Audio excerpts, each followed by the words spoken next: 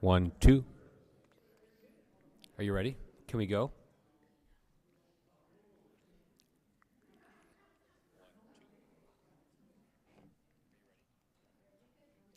Okay, here we go.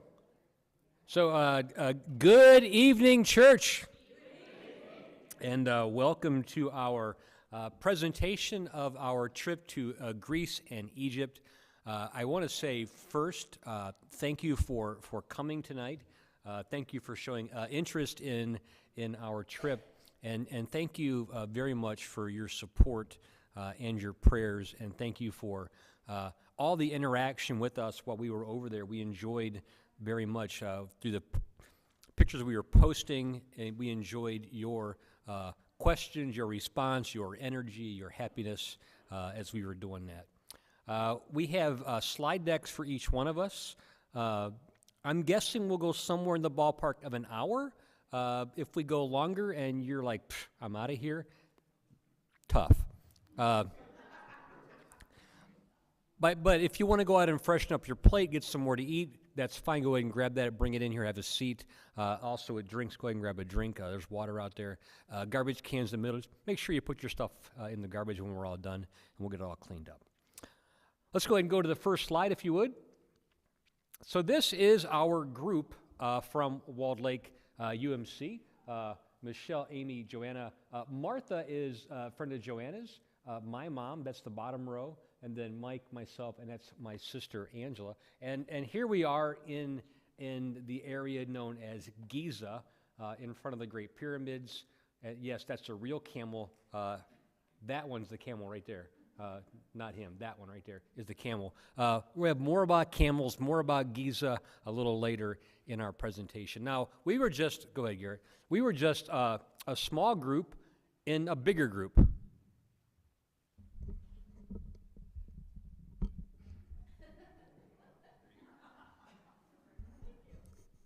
How's that? It's easy. Yeah, the screen's there so I can see it. Go ahead and advance the slide, Garrett.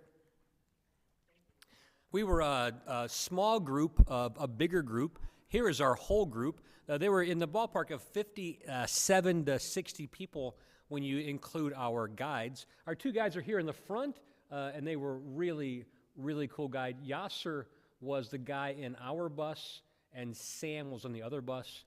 Our group was divided in half, put into two buses, an orange bus and a purple bus. And for the most part, our two groups did our own thing, and we would come together once in a while for things like seeing the pyramids and photos, and certain places we would go, we'd come together. For the most part, we spent our time in our own bus. Now, the bus, you became good friends with people, kind of changed seats up, a lot of meals with each other. And then each morning in our buses, we would share a morning devotion, usually based on where we were going or what we would be seeing that day. We'll get to more of that probably in a few moments. Go ahead to the next slide. So this is day one. We left here around 4 o'clock Sunday after church, and we flew all the way from Detroit all the way to Frankfurt, Germany. That's kind of our route. It was kind of cool to look out and see Greenland and those kinds of things. So this is the first part of our trip that took us into Frankfurt. And with the time change, we got there somewhere in the middle of the morning in Frankfurt, like 8, 9-ish o'clock, something like that. Go ahead. Day one into day two. This was completely a travel time for us, that first 24 hours. We then went from Frankfurt to Athens, Greece, and our real time began when we landed in Athens. Go ahead. Our itinerary at a really high level, they're going to go deeper each day with what things they saw in their photos. Day one, travel day, Detroit to Frankfurt, 2, Frankfurt to Athens. Day 3, we began our day by touring in Athens. And again, they're going to talk more about each day a little more in depth. Day 4, we went to ancient Corinth. You recognize both of those, I hope, as cities that the Apostle Paul went to on his missionary trips. The really cool thing about the first few days was retracing the Apostle Paul's footsteps where he went and walking where he walked and seeing places that he would speak at, people he would talk to. Our next day was a travel day as we went from Corinth to Cairo, and then Cairo to Aswan. So now we're in Egypt, in Aswan, and here we boarded our cruise ship. That's a really strong term, cruise ship. Large boat that we came up the Nile. And when I say up, we actually came north on the Nile. So we flew down south and then came north. Now the Nile flows from south to north. So when you travel with the current, you're traveling south to north. And they actually call the highland, the high part, the southern part. So when you're traveling down, you're going up. It's confusing, but that's how it is. And if you looked at a map where we were probably 500 miles or so south of the delta, the Nile Delta region, where it would empty into the Mediterranean Sea. We then went to a Nubian village in Kam Ombo, and then Edfu. Luxor was day 9, our last day down on the riverboat. Then we flew back to Cairo. Our last day, day 10, was in Cairo, where we went to Giza, saw the pyramids, the Sphinx, and then the Museum of Egyptian Antiquities to round our trip out. And then, of course, the last day was our flights back home, just in reverse from Cairo to Frankfurt to home. Go ahead. So we went there with an organization called Educational Opportunities, EO.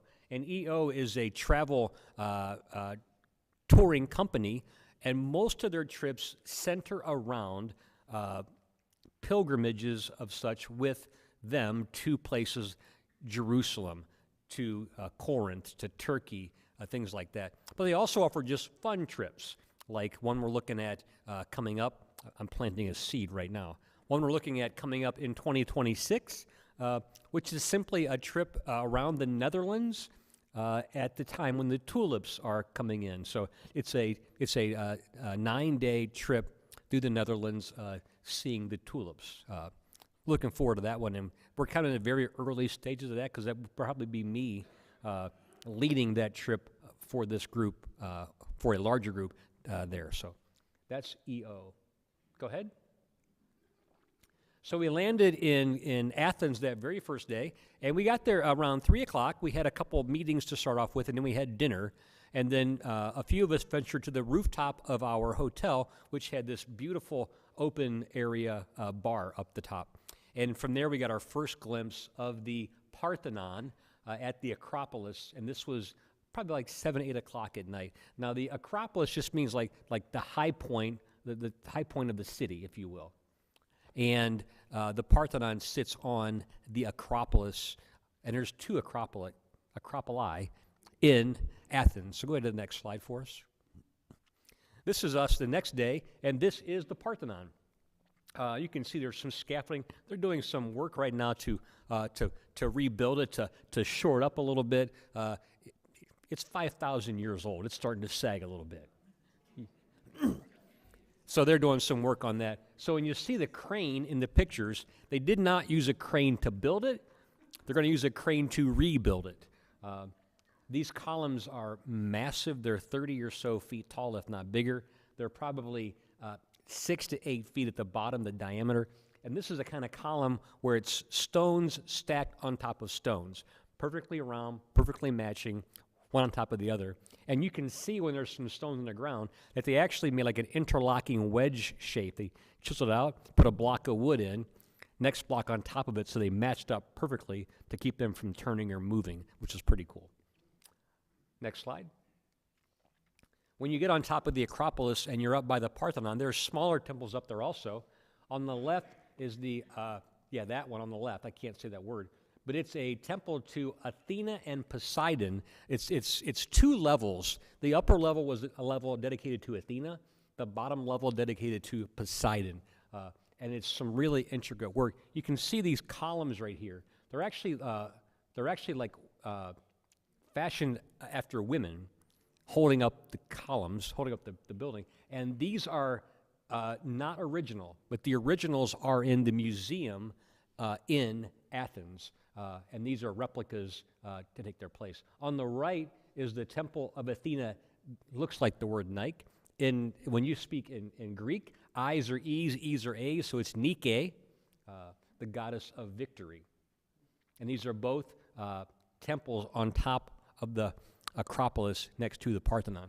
Now, one of the coolest things about being on top of here is the view down at other things. And Michelle's got some great photos on her Facebook page that are going to be very supplemental to this. So I would say go check those out. Let's go to the next slide.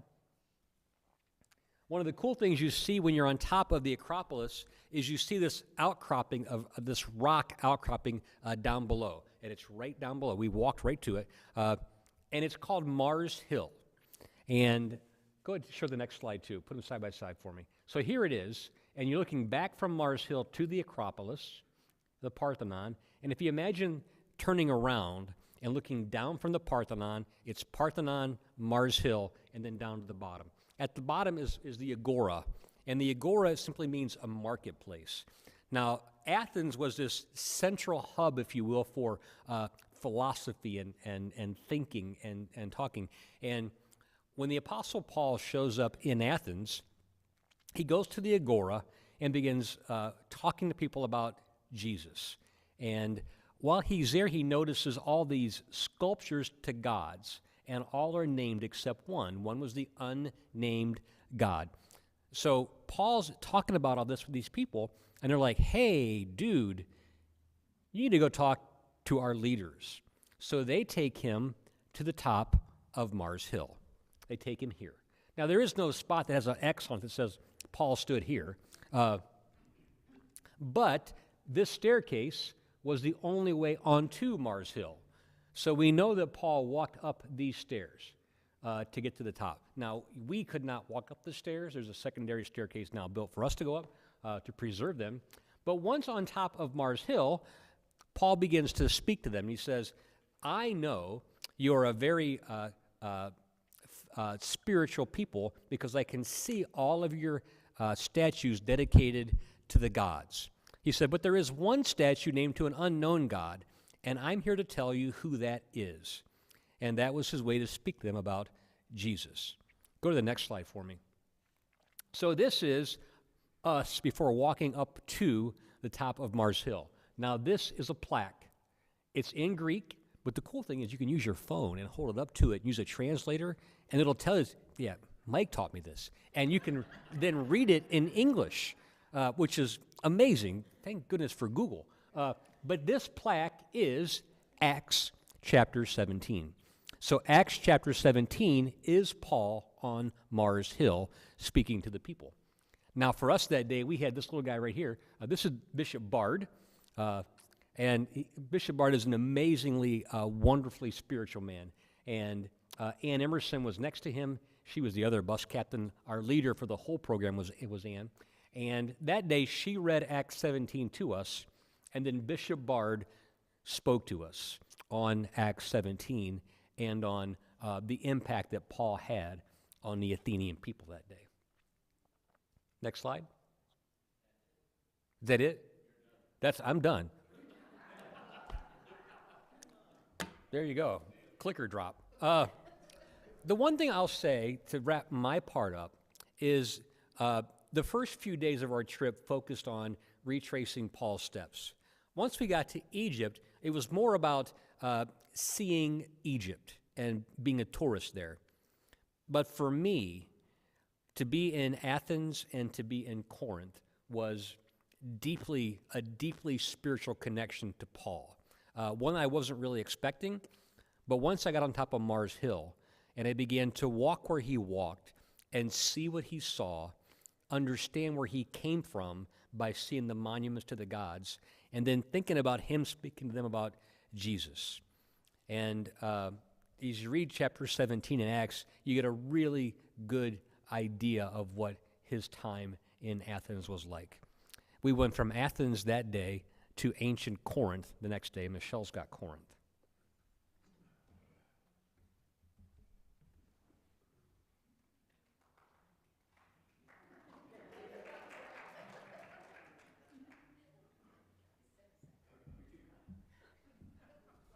Yes, you are too kind.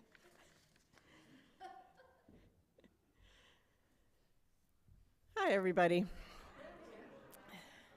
One little thing that I'll point out before I start is you'll see everyone wearing some sort of clothing that they bought either in Greece or Egypt. I think actually all these are from Egypt. But Kenny's shirt and Mike's shirt, Amy's shirt that used to be a dress, and Joanna's scarf, and then my scarf is an Egyptian cotton scarf from a store that sold all Egyptian cotton. So the next day, as Kenny said, you can do the next slide, Garrett, please. The next day, we went from Athens to Corinth, and it was about an hour bus drive. You can see it just kind of goes along the water there, and we went to ancient Corinth. So there's the modern city of Corinth, and then there's the ancient city that's the remains, and that's where we went. Next slide, please. So on our way there, we stopped at the Corinth Canal, and that's the yellow highlight there. That whole yellow is the canal. And on one side is the Adriatic Sea, and on the other side is the Aegean Sea. And if you go to the next slide, when you look to the right is the Adriatic Sea at the end. And then the next picture with Kenny and I, that's looking to the left, and you can see the Aegean Sea from there. So it's pretty cool to be able to see both at the same time. All right, next slide. I just wanted to show you a picture of the street signs. While we were in Greece, all the street signs had both Greek alphabet and then English alphabet, but it was both languages on every sign. So this one is as we were getting into ancient Corinth. Okay.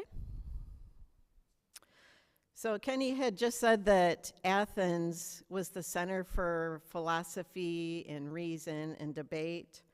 Corinth was the Las Vegas of their time. This was a city that had a reputation for immorality. It was one of the wealthiest and most powerful cities, and it was a city that catered to the sailors that came in and out all those bodies of water, and then traveling salesmen. So they were all happy to spend their money there on oftentimes immoral things, which is one of the big reasons that Paul wanted to go there, was to meet with them. So in this ancient city, it's made up of several things. One of the things is this Temple of Apollo that you'll see there, and that was built around 650 BC. That tells you how old it is. It originally had 38 columns. Now you'll see it has 7 that still stand today. And this one was known for its monolithic columns, which means each column is one piece of stone. One piece, where back in Athens they were stacked on top of each other. Each column is its own piece of stone. Yeah. All right, next. One of the other things they have on the archaeological site is former marketplaces. And this whole open area, you can kind of tell where they had the different markets and businesses, and they would do their politics there, they would do socializing there, they would do church there, like this was an agora, like Kenny mentioned, the agora. This was the agora, so the big open public place. So this was what used to be a market. If I remember right, this one, so all of ancient Corinth was destroyed at one point, and it was rebuilt like 100 years later by the Romans. And so almost everything that's still there now was built by the Romans, and I think this was one of those things. The temple that I just showed you a minute ago, I think that's the original Greece, ancient Corinth. Okay, next. This is still down on the Agora. This is a road. It's called the Lycaean Road, and it's made up of like limestone, like marble, and it goes for miles. It goes all the way down to the sea at the other end there. Some places it's up to like 25 feet wide. It's just huge, and it's still there today. And the next slide. So the Apostle Paul arrived in Corinth around 50 AD, and he took up work there with some Jewish tent makers named Aquila and Priscilla, who you may have read about in the Bible. Paul was also a tent maker, by the way. At the same time, while he was doing this, he would preach and reason and debate the gospel to the Jews in the city, being confronted, however, with strong opposition from the Jews and the city's large Jewish community. So while he was there, he was brought up for judgment before the proconsul Gallio on the accusation of conducting illegal teachings. So this picture right here, according to tradition, the site of Paul's trial was this bema. And bema means it's like a large elevated platform in the middle of the city where people can stand and make their public speech. And so people, like the ruling body would sit up top on the platform, and then Paul would have stood on this post right here to state his case, prominently in the center of the forum. So after listening to Paul's argument, Gallio refused to judge what he considered to be a mere religious dispute among the Jews, and Paul was acquitted, basically. If he would have been found guilty, he would have probably been beaten on this. He would have had to have been tied to this post and beaten. Luckily, he was not. He was acquitted. Okay, next. Also on the archaeological site is a huge museum that has all sorts of statues and remnants. Oftentimes these statues did not have heads, which was at first kind of disconcerting, but then somebody said that they just replace the head whenever they get a new ruler, and they just keep the body the same. So, I don't know. All right, and next.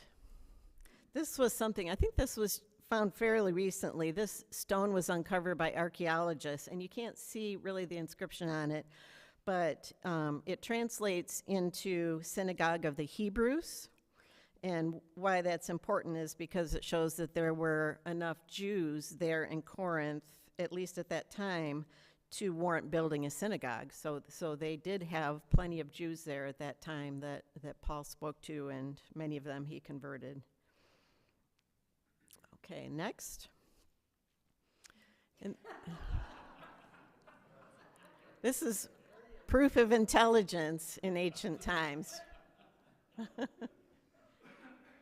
Right after that, we got in trouble for disrespecting their statue. Pastor Kenny.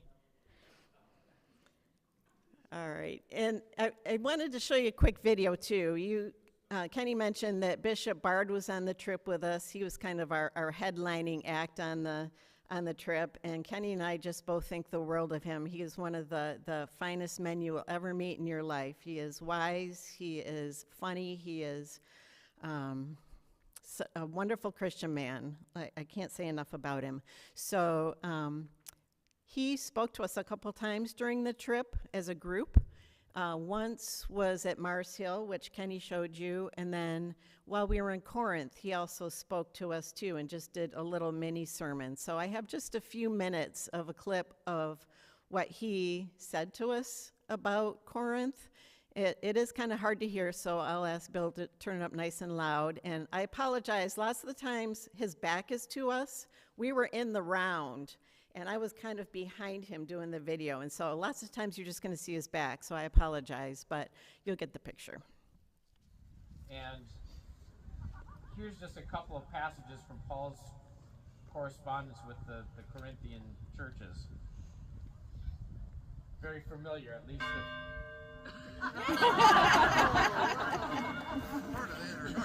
Part of the introduction. Actually, this fits really well. If I speak in the tongues of mortals and of angels, but do not have love, I'm a noisy gong. And if I have prophetic powers and understand all mysteries and all knowledge, and if I have all faith so as to remove mountains, but do not have love, I am nothing. If I give away all my possessions, and if I hand over my body so that I may boast, but do not have love, I gain nothing. Love is patient, love is kind, love is not envious or boastful or arrogant or rude. It does not insist on its own way. It is not irritable or resentful. It does not rejoice in wrongdoing, but rejoices in the truth. It bears all things, believes all things, hopes all things, endures all things. Love never ends. But as for prophecies, they will come to an end. As for tongues, they will cease. As for knowledge, it will come to an end. For we know only in part, and we prophesy only in part. But when the complete comes, the partial will come to an end. When I was a child, I spoke like a child. I thought like a child. I reasoned like a child. When I became an adult, I put an end to childish ways. For now we see in a mirror dimly, but then we will see face to face. Now I know only in part, then I will know fully, even as I have been fully known. And now faith, hope, and love abide, these three, and the greatest of these is love. Paul was not writing for the wedding of his second cousin once removed. Paul was writing for the church community to say, this diverse people who God has brought together in Jesus, love should be its defining characteristic. Love is what God is working in our lives. Centuries later, John Wesley, to whom we Methodists trace our beginnings and our stream of the Christian tradition, wrote very movingly about love. He too thought that was the epitome of what God was doing in our lives, creating in us hearts of love, lives ruled by love. Many of you have heard me use this quote from Wesley before, but it's one that means a great deal to me. When Wesley, who wrote about what he called Christian perfection, tried to define it succinctly, in one place he said, by perfection I mean the humble, gentle, patient love of God and our neighbor, ruling our habits, attitudes, words, and actions. Wesley wanted to see in followers of Jesus God's love ruling their hearts and minds and lives and actions.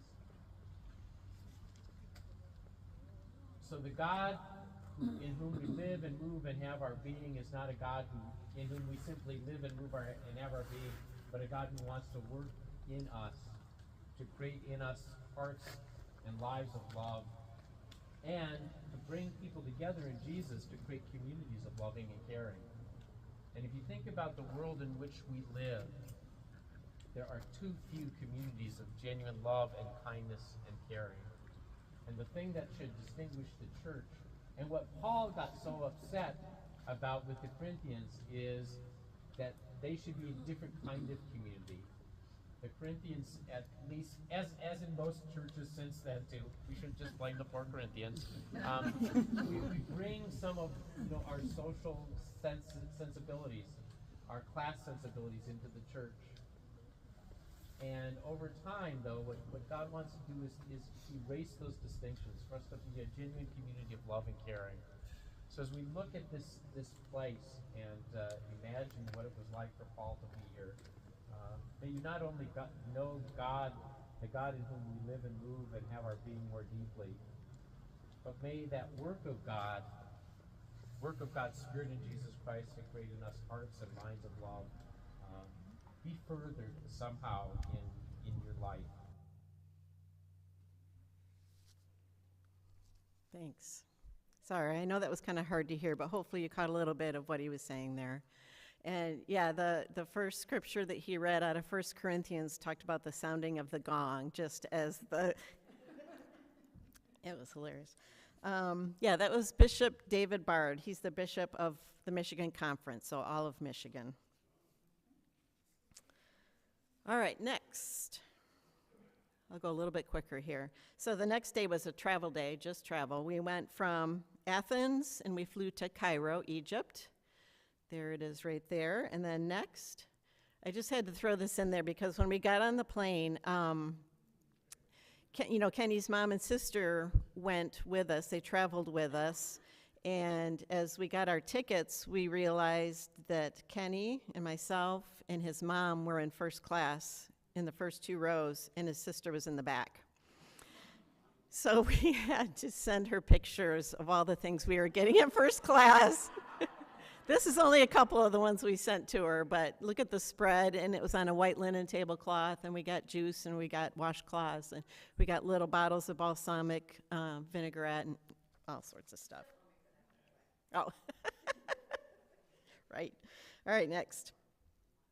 The next day, this is the next day, we got a 3:30 a.m. wake-up call because we flew from Cairo down to Aswan. So starting up here down to Aswan, which is the base where we started the Nile River cruise.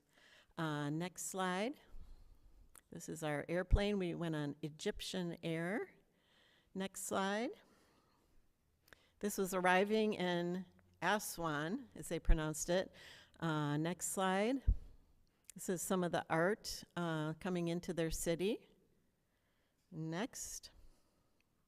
And this was our boat, our river boat. It's called the Sonesta Moon Goddess. We made up a majority of the people on the boat. There were like 55 of us, and they had, I don't know, like 80 people on the boat, something like that. Next slide. What cruise isn't complete without towel animals on your bed every day? So we had the monkey, the crocodile, and the elephant. Next slide. We went to the Aswan Upper Dam. So you'll see that there. And next slide, as we were going there, this was at the entrance. This was part of their military or police presence. We didn't see a lot of this, like to this degree, but every now and then we did see situations like this. We didn't have to stop. They were just watching. They were watching everything. Visible presence, Ken says. Next. And just to go along with that, this is a different day, but Egypt has a law or policy that all tourist groups like this must be accompanied by police. They call them tourist police. It's a different section of the police department, but whenever we got on and off the bus, you'll see the police car there, and there was one of the officers. So it's just to ensure the safety of tourists while they are in Egypt. All right, next. This is, it's kind of hard to see, but this is a motorboat that we took to our next destination. You can switch, Garrett. This is on the boat. They always had some great characters on the boat that would guide us and try to sell us lots and lots of things. This guy was selling necklaces and other tchotchkes to Eric there. There was a lot of bartering. There were a lot of stories made up about who made the items that they were trying to sell. Most of them were made by their mother and carved, wood carved by their mother, and there was a lot of bartering and stories going on. All right, next. So that boat was taking us to the temples of, how do you pronounce it? Philae. The temples of Philae. There's multiple temples in Philae. And Philae is on an island, and so that's why we had to take the motorboat there. It is totally waterbound. So this is at the reservoir of the Aswan Low Dam, and you can go to the next slide. So that's Isis, Temple of Isis. This is the kiosk of Trajan. Next slide. Kind of hard to see, but that's a column, and that's hieroglyphics on the column. I don't know if you can see that there, but there are just loads and loads of hieroglyphics on all of these buildings and temples. Next slide. This is what's called a cartouche, and this little oval was how they would document the pharaoh's name or the king's name, and it would be documented in hieroglyphics on the columns. So we saw a lot of cartouches. Next slide. This is our tour guide while we were in Egypt. His name is Yasser, and he was fantastic. We had 2 tour guides, one on each bus, and to be a tour guide, you have to be licensed, you have to be educated, you have to have a degree in something or other. Yeah, that's right, Egyptologist. It's actually called Egyptologist. They know anything and everything about Egypt more than you would ever believe. Very knowledgeable people, so he was great. And next slide. And that evening we went to a spice store. They sold lots and lots of spices, any kind of spice that you can think of, for not only Mediterranean cooking, but anything. And that we do have a few of them out here on the, like where the coffee bar is right out here in the hallway. Just a few for you to smell or look at. Next slide. They did give us a presentation where they would have us smell all of these different spices and what they were all used for. And, you know, some were for memory and some were for energy and some of them were just, you know, seasonings like for your meat or fish or whatever. Very, very cheap prices. And it turned out to be not very cheap prices. And, you know, it was a really good price if you got a little thing of seasoning like what we would normally buy at a store, but they would give us about this much of a seasoning and then double it. And so we walked out of there with really high bills, and we'll have enough spices for the rest of our life. All right, I think that's all I have. I think Joanna's next. Yes, we did. We have lots. Right, right. If you need the pointer, it's the green dot there. Okay. Yes, I think I held the record for the bill at the spice store. I came home with $323 worth of spices, which everybody is getting for Christmas. But it was just so much fun. Okay, if we could have the first slide, please. So November 16th, which was a Saturday, we started out a very early wake-up call again, and we were going to visit a Nubian village. And next slide, please. The night before, on the cruise ship, in the lounge, they had Nubian musicians and dancers on board.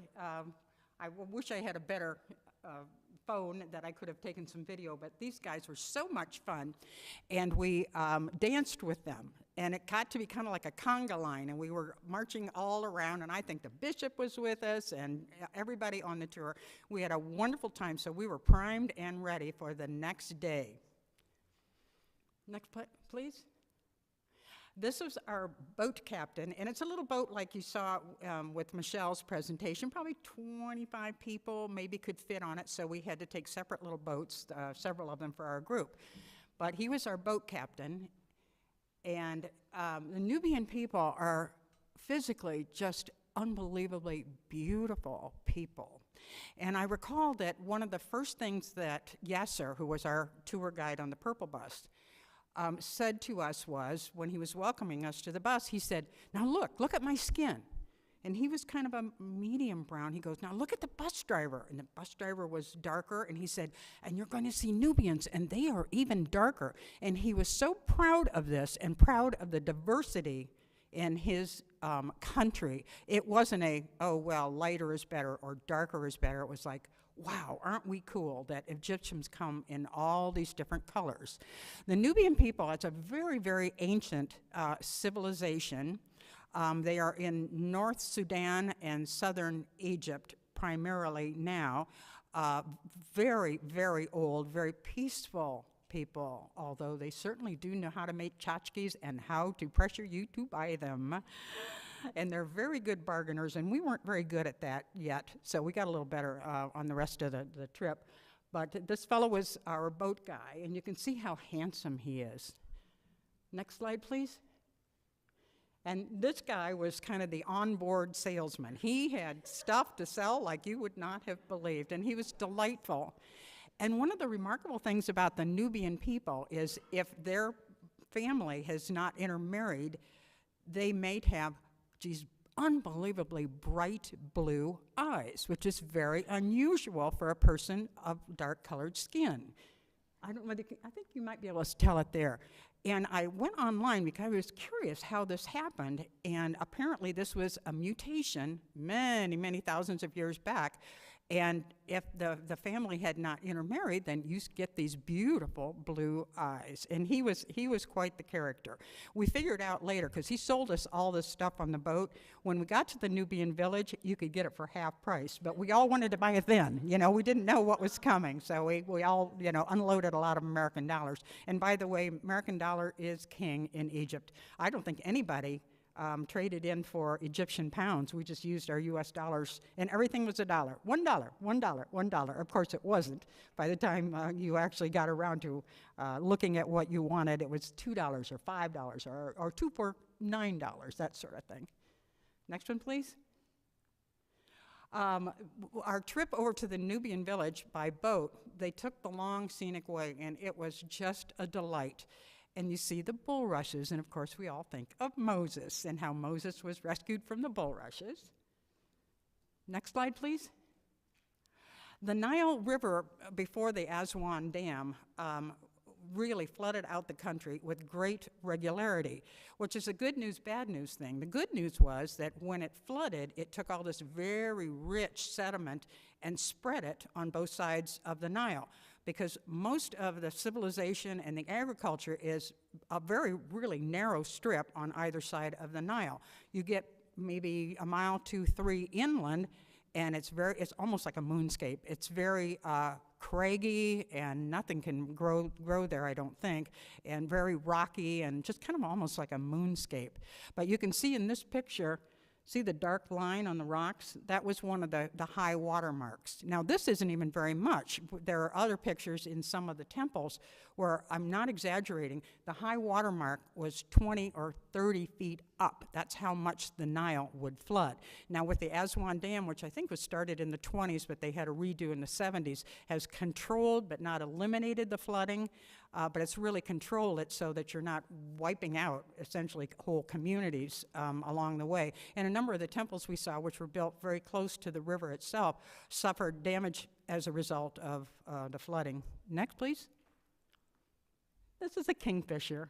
I went online, and I guess that we have lots of kingfishers in the U.S. I did not know that, but I was just fascinated to see this beautiful little bird. Next, please. 2 of them. And there's one up in the sky. Next, please.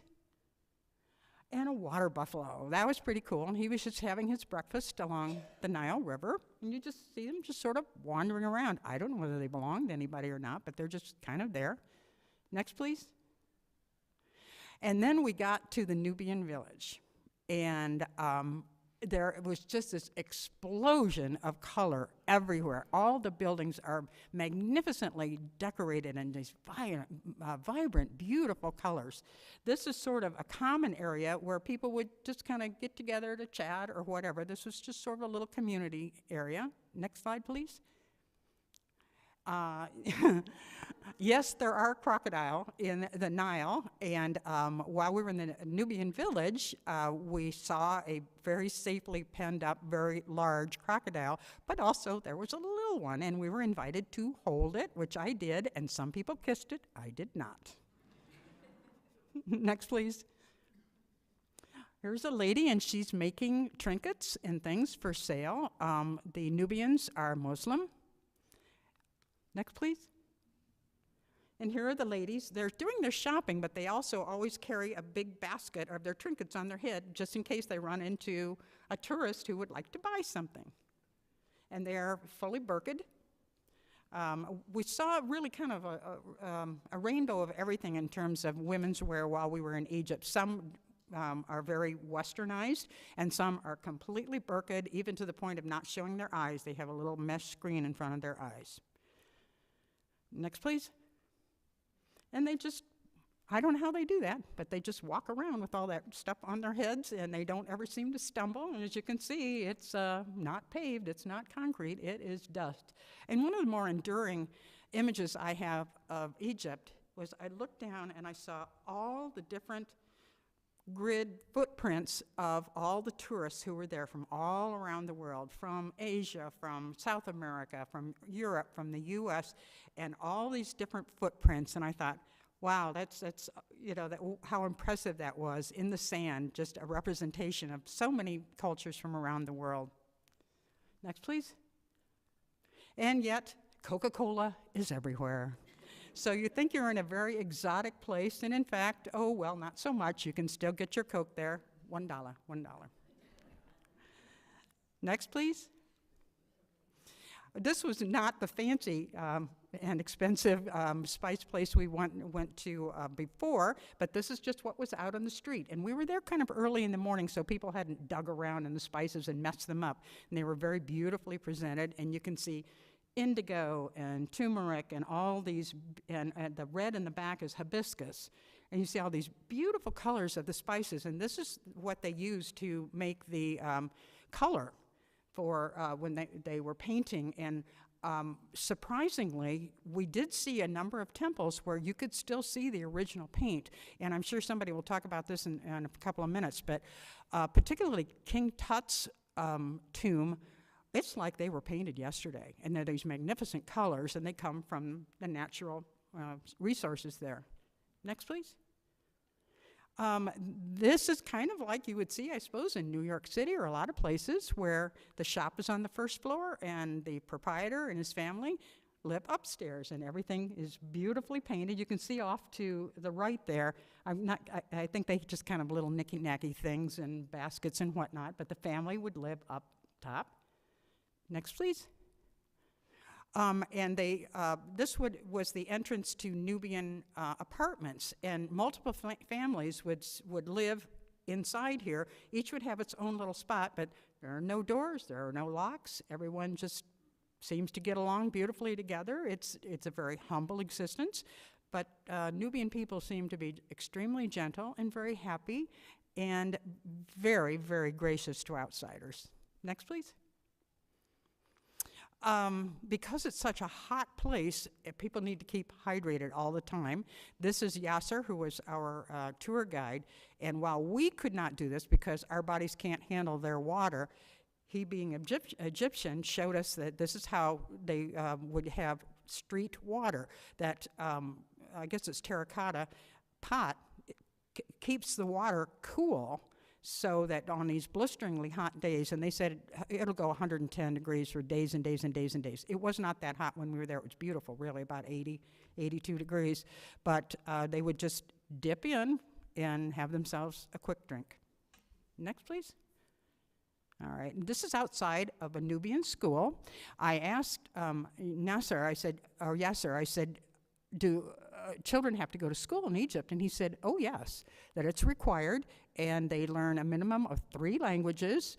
The Nubians have their own dialect, and then they, of course, know Arabic, and I'll tell you, I didn't meet anybody who couldn't speak even, acceptable English. They were quite impressive about that. But the kids do go to school. It was Saturday when we were there, so, we didn't see children actually in the school. Next, please. And this is their school.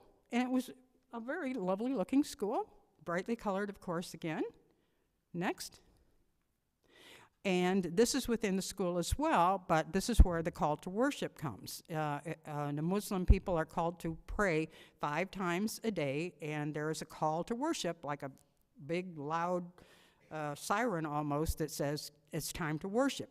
And no matter where you are, you need to worship. And there are worship places in the airport, in stores, just about any place.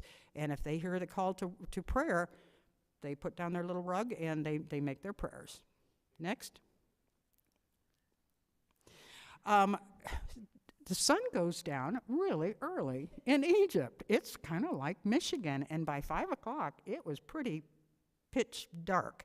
So after we came back from our visit to the Nubian village, we went to what they believed to be the only temple honoring two gods.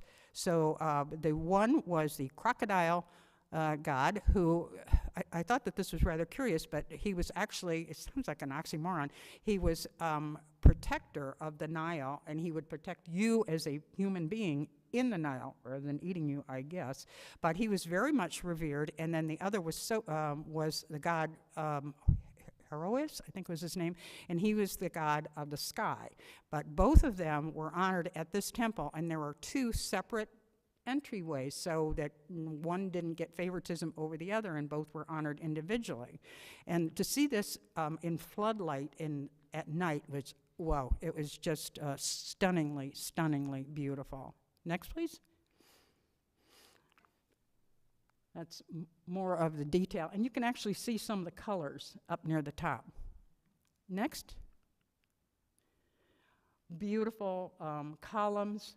I don't recall whether those were one piece or multiples, but next, please. But particularly with the contrast from the lighting, you could see the hieroglyphics and the friezes really, really well there, and you can see the crocodile god and his compatriots, I guess. Next.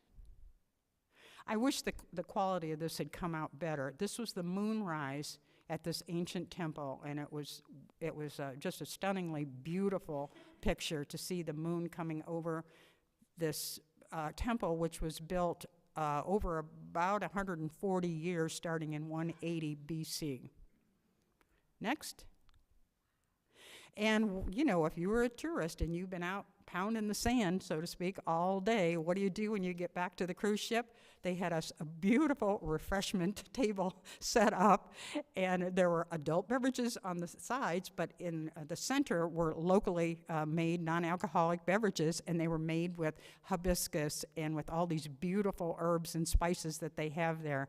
And it was just a delightful thing to be able to come back and have people say, "Welcome back, and we prepared this for you." Next.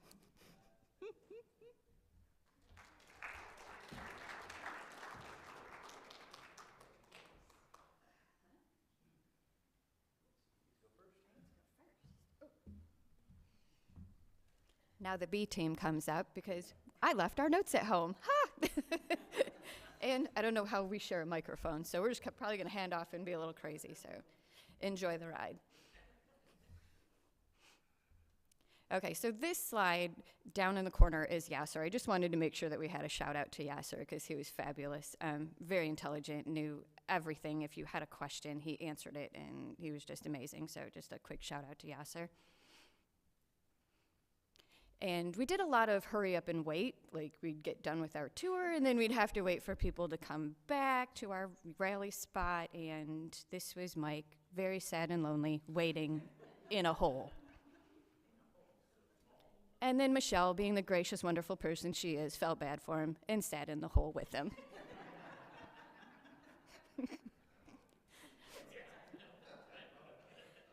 So this is sunrise on the Nile on our boat. Mike took this picture while enjoying a coffee, I believe, on the roof.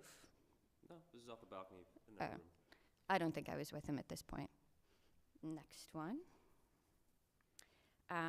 Because we sailed all the first day that we were on the boat, or the second day. Sorry, my days get confused. This is where my notes would have come in very handy. This was the rooftop. I was enjoying a lounge there, and if there's a little person down over in the middle, that's Joanna, doing the same thing. So we just had a nice, relaxing day. Spent some time in the sun and really didn't have a whole lot going on. Next.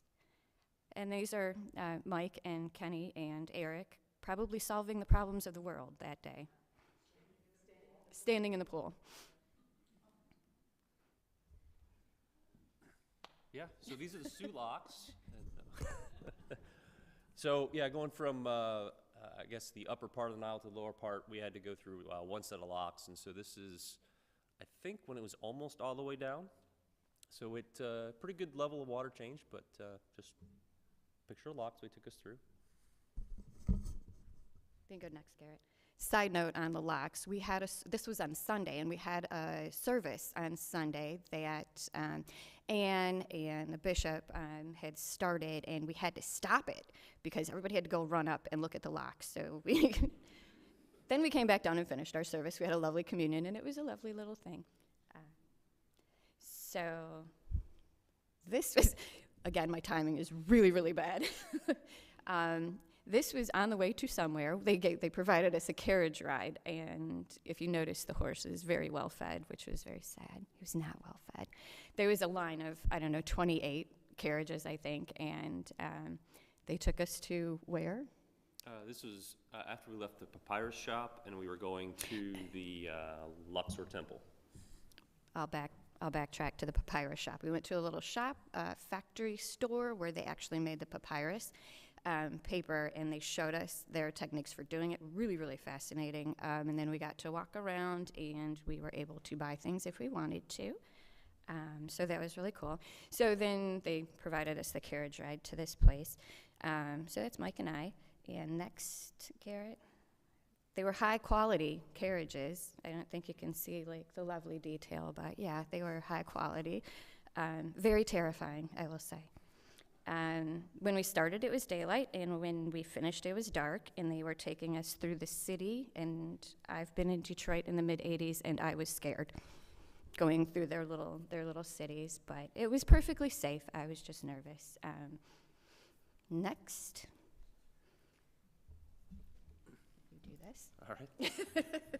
So when we got to the outside the temple in the Luxor, which is just outside of our boat, this was called the Avenue of the Sphinxes. It was 3 kilometers long, starting where we're at here. We took the photo all the way to Karnak Temple at the other end, and you can see these Sphinx were, every 20 feet for the whole way, and they actually didn't even know it was there. It was buried in the sand. Buildings right up to it or on top of it, and as they discovered it, they were actually removing these buildings just to unearth this whole avenue. There's one point, just that brighter yellow light up there, there's a temple there that's right up to it, but they're not going to demo the temple to move it out of the way, unfortunately. But otherwise, yeah, it's really interesting to see just how many of these they carved across 2 miles, right? 1,300 or something like that. Had that in my notes somewhere. Next slide. So this is looking the other way at the temple there in Luxor. I think this was Ramses IV, I believe. Was a temple for him. Next slide. So we get inside the temple, and there was tons of columns and statues everywhere. And you can see the 1/3 from the left there is probably the best preserved one in that temple. Lots of detail in these. And these were all, the statues were all single pieces of stone. Next. So this is just outside the temple there to the right, to the last photo. You can see kind of the quantity of all these columns that they had within this temple, and everything was lit up at night, and just about every surface was covered in hieroglyphics. Next slide. That's you. So we went back. I believe we had dinner, and we were going to have our Egyptian party. So we all bought some little Egyptian stuff to dress up in. We had some entertainment. We had a lovely belly dancer, whom I did not get a picture of. And then this guy comes out. I'm pretty sure he is Prince's illegitimate son because he looks just like Prince. But he did like all these twirls. He spun around for, I don't know, it seemed like 3 hours and didn't fall down. I don't know how he did it, but he was pretty amazing. Next. So we were supposed to have an Egyptian party this evening. This is Sunday night. Somewhere, somehow, my husband and our pastor commandeered the big screen TV in the party room and live streamed the Lions game.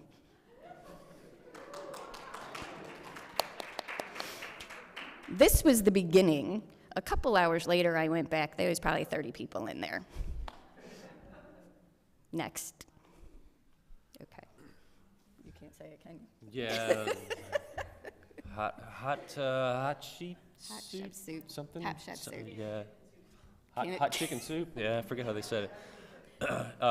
Yeah, so this is I think the only temple believed to be for a female pharaoh in Egypt. And Mortuary temple. this is a mortuary temple because it's on the west side of the Nile as opposed to the east side of the Nile. And you can see it was just nestled right up into these rocks, and you can easily see how it was just been buried underneath the sand and rocks, and nobody knew it was there. And it's really amazing that somebody just kind of decides, hey, I'm gonna dig over here and to find this. It's still an active dig site. They're on the left side, still excavating stuff out, looking for other structures, other finds. And the other interesting piece of this is there on that left side, there's a tunnel that goes all the way through that mountain into the Valley of the Kings on the back side. It's quite a long tunnel. They don't let you go through that tunnel, obviously, but I thought it was really interesting. Did you build. try? No, I didn't try. Next slide. So this is just another view of it. You can see just how tall those hills were and kind of how dwarfed this was. Next slide. Okay, so this is Valley of the Kings, a model of the Valley of the Kings. Just to give you kind of an idea of what the valley looks like. So in the dark is the kind of the walking areas you can go where they have paths, and then all the little dots, those are all known tombs that they have found in the valley. You go to the next slide. There's like 60. And so in this model, they actually did what all of those tombs look like underneath, so you can kind of see just how they spider out and how far down into the ground some of them go, especially that really long one there to the right. You can imagine what it took to build one of those tombs. And I think what they said is that basically when you become king or pharaoh, they would start work on your tomb, and they would start digging and digging. And so some of them, I imagine, got that big just because they were king for that long. But then others, like King Tut, who was 10 years, I think, was it. It's a very small tomb. Next slide. So this was Ramses IV. So this is one of the tombs there in the Valley of Kings. And it was just, this was, I think, the brightest painted one that we saw when we were there.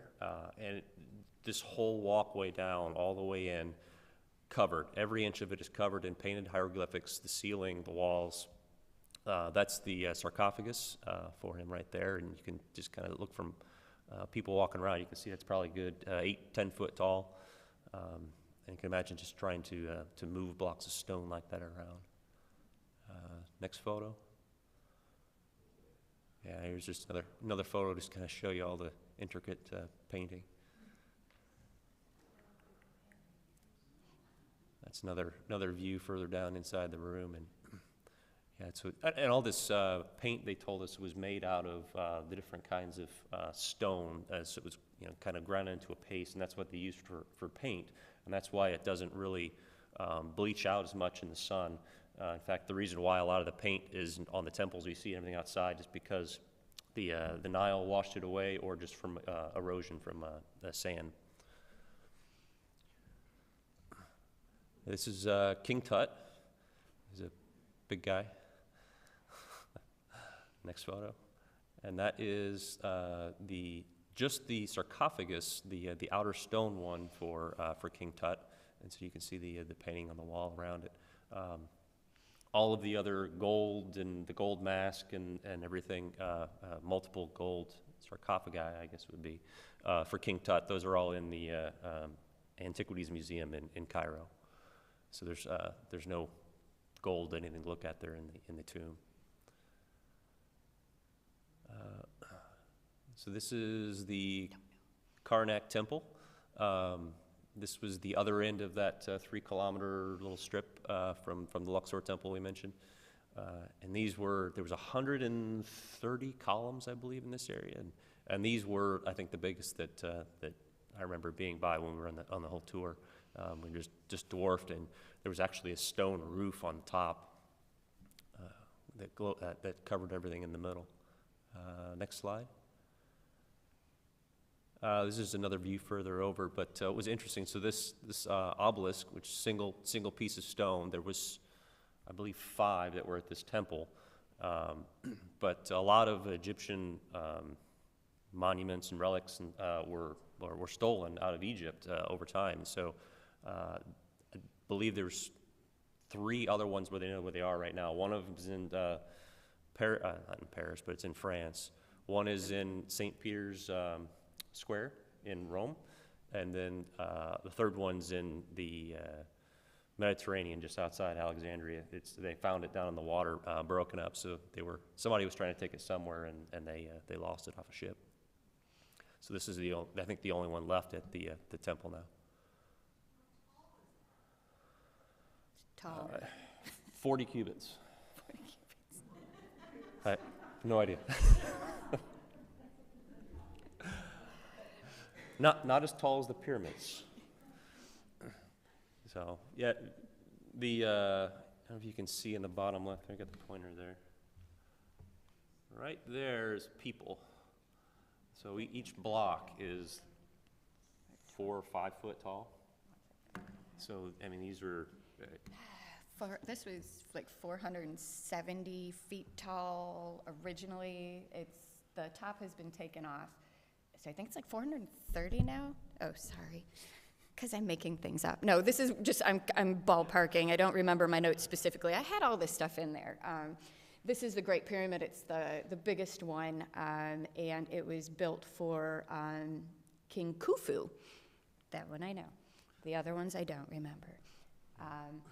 And all of them used to be covered smooth like this, but leaders over the years had taken all that smooth stone off of the pyramids, and they were using it to build their own mansions and large homes. So, next slide. There we go.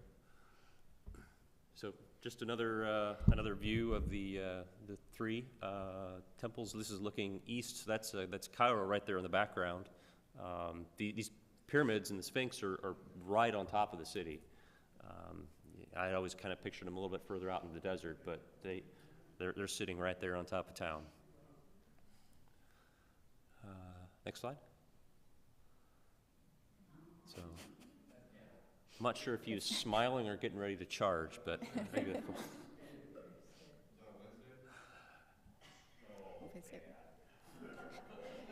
Yeah. You want me, Michelle? Hey, Mike, Mike, Mike, Mike, Mike, Mike, Mike, Mike.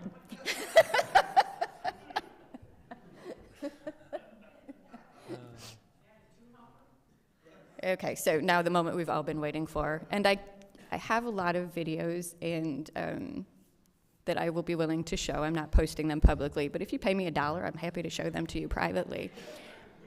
Mike and I did not ride the camels. We had way more fun watching everybody try to get on them. So this is Kenny. Next. This is Michelle triumphantly aboard her animal.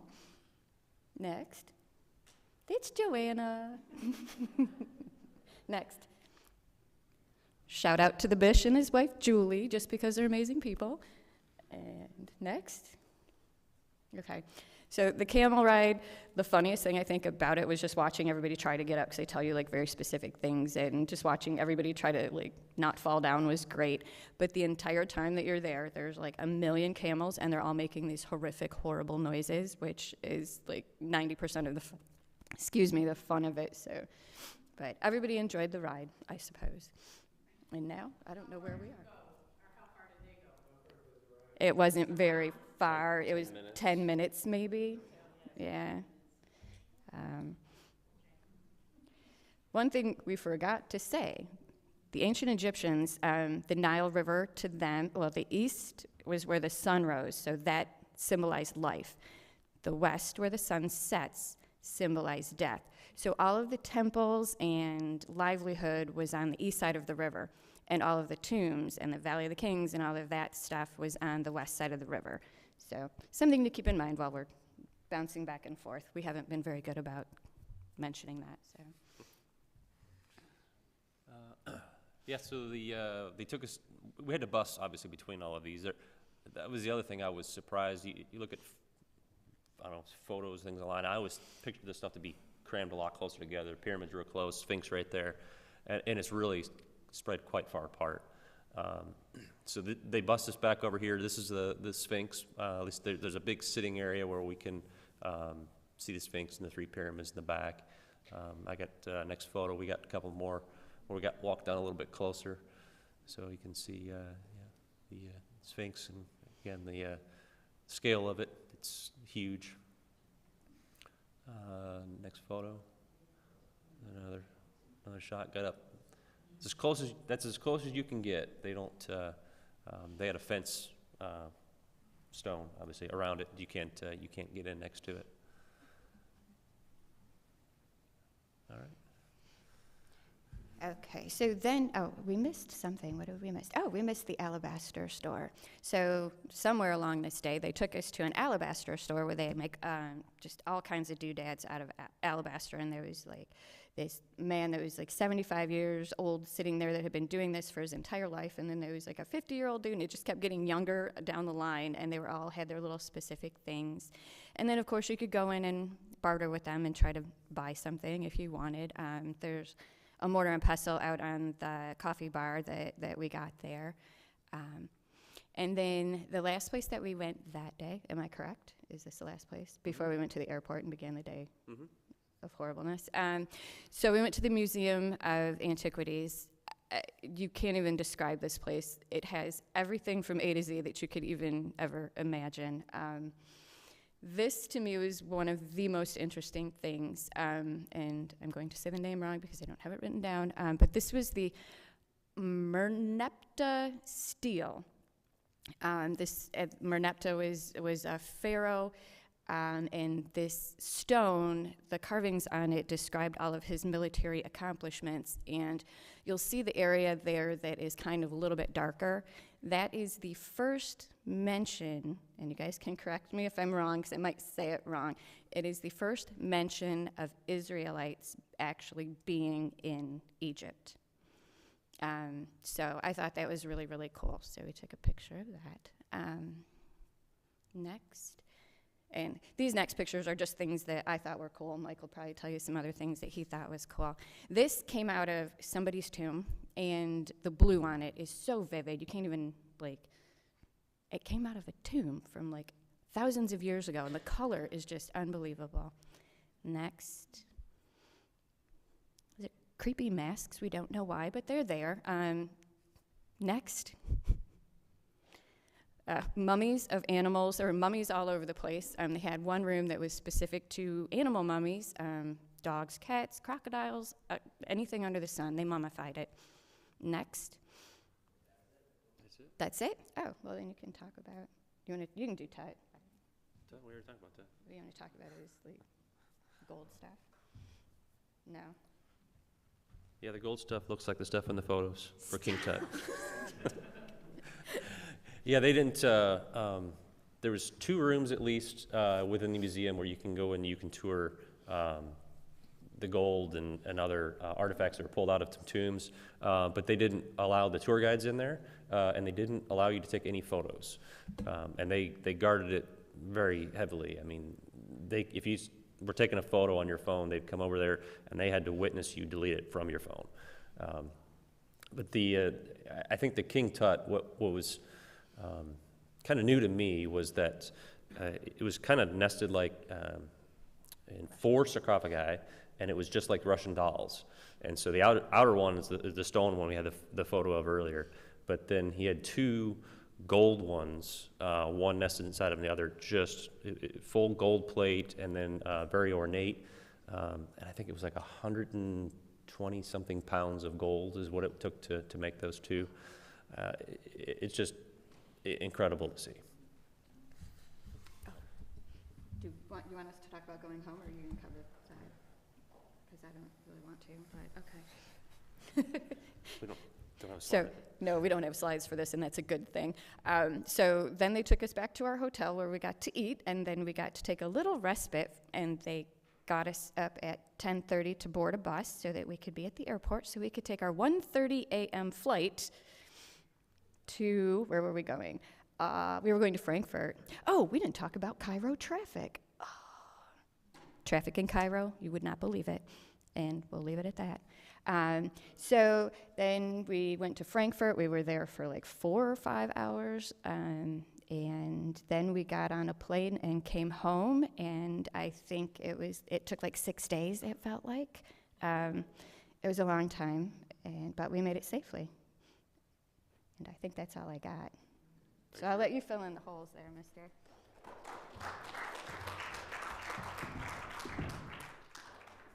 She mentioned Cairo traffic, and one of the interesting things to me is Cairo, when you're in the city driving, it's roughly 8 lanes wide, both directions, and there's no lines. And it's a free-for-all, and you're sharing the road with buses and cars and motorcycles and scooters, and they're everywhere, weaving in and out. One of the cool things I learned was that over there, they monitor speed limits and you're fined immediately because it's all done by radar. And if you exceed the speed limit, you get a bill sent right to your phone to pay immediately. So while it looks like it's complete chaos to us, to them it's very organized because they all abide by the speed limits and no one speeds. Now, we did see out of our hotel room one morning someone get hit by a car on a motorcycle. So it does happen. One of the coolest things about the whole trip for us, I believe, and I'm going to speak only for me, but I believe this is true for all of us, is the time to interact with one another and the time to meet new people and the time to spend time with the bishop over a meal and get to know him and his wife, Julie, and then the time that we just spent together as a group growing close to each other. So one of the highlights for me are friendships, renewed friendships, deepened, and just a chance to be present in Greece, understanding the true spiritual nature of where we were there for, and then to just go to Egypt and just enjoy being a tourist and to see things that I've only ever seen in pictures. And when you're in Giza, you see 3 pyramids. We think of them as the Great Pyramids, but each pyramid has 2 smaller pyramids. That's where the wives go and the girlfriends. So what you see is 3. There's really 9, but there's 110 pyramids in Egypt, in that area, and they're all amazing. And one of the coolest things, interesting things, is that where the pyramids are and all the temples you saw are, there's no granite there. So all the temples made from granite, all the granite came from like Aswan, which is hundreds and hundreds of miles away from where they are, which means they were cut, formed, and somehow moved those hundreds of miles, most likely up the Nile, to where they are, and then assembled or built. And it's amazing to see how all the stones are the same size, all the columns are the same size, and you just wonder how they did it. Of course, we understand that most of it was done by slaves, but I think it gives great credence to aliens. I watched the show Ancient Aliens last night, and I'm like, yeah, I get it now. We want to thank you all for your support while we were there, praying for us as we traveled, enjoying the photos we sent back. Those of you who volunteered to help keep service going, to watch over the church, to provide provide care for our parishioners. We very much appreciate all of you and what you did while we were gone. And we appreciate you being here tonight to just to get a chance to see our pictures and allow us to relive our trip one more time and to kind of show you some of our highlights. So thank you all so much for everything and for your support and for being here tonight. Amen. Oh, a question. Oh, there's a question. I'm just curious, with all the hieroglyphics and stuff, it seems like it was quite a ton of it. Is it stories? I mean, what, did anybody... It's stories, yeah. They're giant storyboards, and our guide was magnificent to explain to us what they meant and how they all connected together. And it was amazing that we talk about in the church. In the church we have stained glass. So as a peasant, peasants can't read.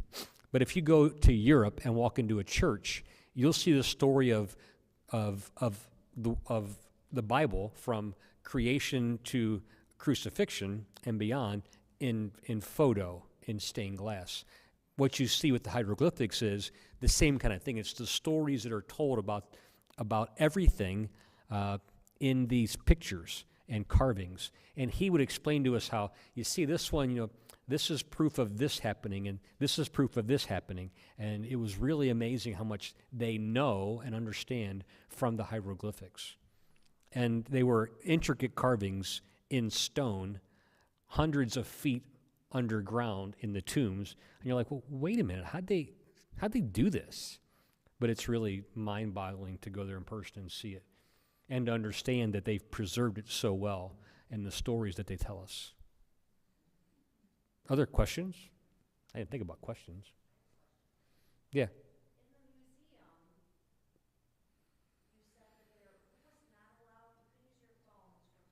You weren't allowed to take photos when you got into the gold room of King Tut.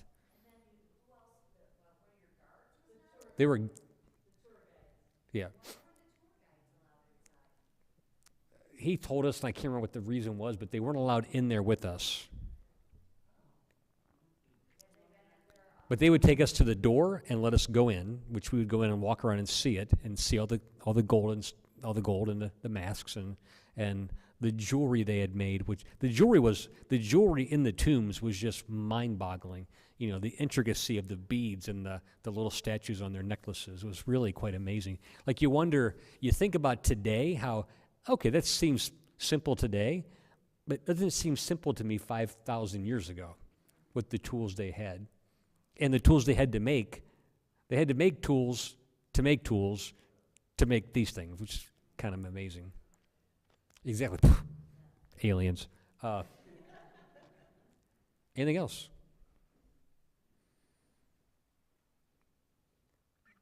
I'm sure there's some more food out there, so please eat up and enjoy the food. That's just a nice sampling of things that we ate while we were over there. Michelle has a question. Oh, yeah. Thank you to the Beals who provided all the food for us tonight. And I think the dessert that I think Dennis brought. A special thank you to Bill on our sound and Garrett on our video. So thank you so much, guys, for helping out tonight. So please, head on out, eat up some more food. We'll meet you out there. If you have any more questions, feel free. There's a giant, glass thing of spice on the counter.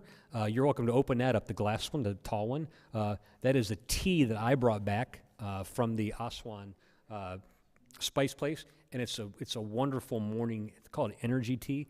Great flavor to it, but it's a wonderful smell. So go ahead and open up and have a smell. Thank you all.